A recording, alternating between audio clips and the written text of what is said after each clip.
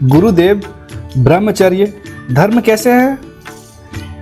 अक्सर लोग सोचते हैं कि ब्रह्मचर्य का अर्थ विवाह नहीं करना, भोग विलास से दूर रहना, परंतु जैन दर्शन ने बताया है कि ब्रह्मचर्य का वास्तविक अर्थ इंद्रिय संयम, विषय वासना पर नियंत्रण और आत्मा को उसकी असली शक्ति में स्थिर करना। मनुष्य के जीवन में सबसे बड़ी शक्ति है इच्छा शक्ति। ये इच्छा शक्ति यदि विषय भोग में बह जाए तो वो पतन का कारण बनती है, पर यही शक्ति यदि ब्रह्मचर्य में लग जाए तो वो आत्मा को ऊंचाइयों तक लेके जाती है। जैसे नदी का जल यदि बिखर जाए ना तो दलदल बन जाता है, लेकिन उसी जल को एक बांध में रोक दिया जाए तो वो ऊर्जा बन जाता है, उससे बिजली बनती है और उससे बड़े बड़े काम होते हैं।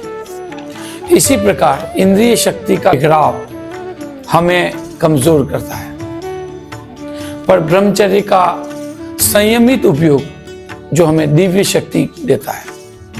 किसी राजा ने अपने पुत्र से कहा कि यदि तू राज्य जीतना चाहता है तो तुझे पहले स्वयं पर विजय पानी पड़ेगी। राजकुमार ने पूछा, स्वयं से विजय कैसे? राजा ने उत्तर दिया, इंद्रियों को जीतकर, क्योंकि जो अपनी इच्छाओं का दास है ना, वो दूसरों का स्वामी कैसे बन सकता है? यही ब्रह्मचर्य का संदेश है। पहले स्वयं पर विजय। कहा जाता है कि ब्रह्मचर्य तपों का मूल है, क्योंकि बिना ब्रह्मचर्य के मन स्थिर नहीं हो सकता, और बिना स्थिर मन के ज्ञान, ध्यान और साधना असंभव है। आप देखिए, दीपक की लो हवा में डोलती है ना, तो न प्रकाश दे सकती है न उष्मा दे सकती है, पर वही लो यदि स्थिर हो जाए तो वह प्रकाश भी देगी और उष्मा भी देगी। इसी प्रकार ब्रह्मचर्य से मन स्थिर होता है और साधना सार्थक होती है।